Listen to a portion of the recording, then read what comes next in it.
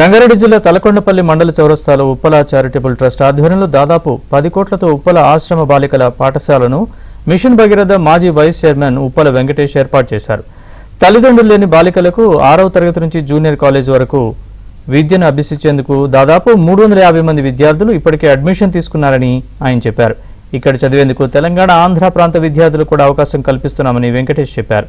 ఈ కార్యక్రమానికి ముఖ్య అతిథులుగా మాజీ మంత్రులు శ్రీనివాస్ గౌడ్, లక్ష్మారెడ్డి, సబితా ఇంద్రారెడ్డి, నిరంజన్ రెడ్డి, మాజీ ఐపీఎస్ ఆర్ఎస్ ప్రవీణ్ కుమార్తో సహా పలువురు బీఆర్ఎస్ నేతలు హాజరయ్యారు.